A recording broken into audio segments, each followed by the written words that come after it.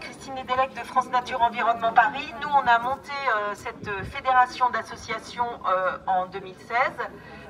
Ça vous rappelle rien comme date? C'est donc la modification du PLU de Paris, parce qu'il est catastrophique et qu'on voyait les catastrophes débouler tous les jours au bout de nos téléphones et de nos lignes de mail. Donc cette fédération, c'est la vôtre. Cette fédération, c'est la vôtre. Et je vous encourage à nous rejoindre et à nous aider et à structurer les combats.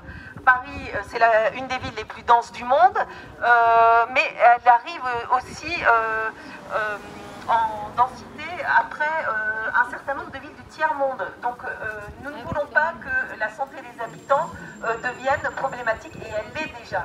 Donc je voudrais vous donner une note d'espoir là, parce qu'on est réunis, on est nombreux, et nos actions finissent par porter aussi. Hier, c'était l'audience pour le projet 1000 arbres, donc un projet d'immeuble pont porte-maillot sur le périph', voilà. Le rapporteur public a proposé d'annuler le permis de construire de cet immeuble parce que la santé des habitants était mise en danger. Donc vraiment, on en est là hein, tout de même, et je pense qu'on va pouvoir porter ces arguments de façon efficace, et d'autant plus si la justice nous accompagne sur ce terrain. Je voulais dire un mot, mais peut-être que Navarro pourra le dire après moi, je ne sais pas, sur le tunnel des artisans, parce qu'on a parlé de la ZAC Bercy-Charenton, mais il y a des artisans qui sont expulsés en ce moment parce que la SNCF joue un rôle délétère, refuse de faire des travaux parce que, sous prétexte qu'elle va vendre bientôt son immeuble. Vous savez, c'est les fameuses histoires aussi de préemption.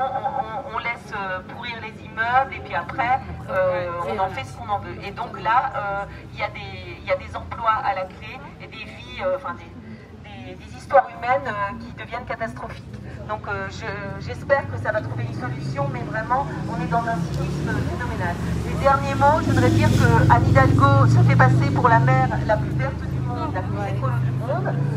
Nous, dans les faits, ce qu'on voit, c'est que la création des espaces verts sur la dernière mandature, en fait, on ne l'a pas trouvé. On nous a parlé de 30 hectares rendus au public. En fait, ce sont plus des jardinières et des toitures que des vrais espaces verts, ou bien ce sont des espaces verts qui existaient déjà.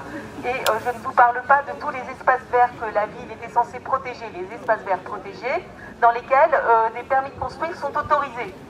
Et on se dit, oh c'est pas grave, on déplace un espace vert. Non mais attendez, on ne déplace pas d'espace vert, on ne déplace pas d'arbres, on les sanctuarise parce que ces espaces sont, les conditions de notre futur.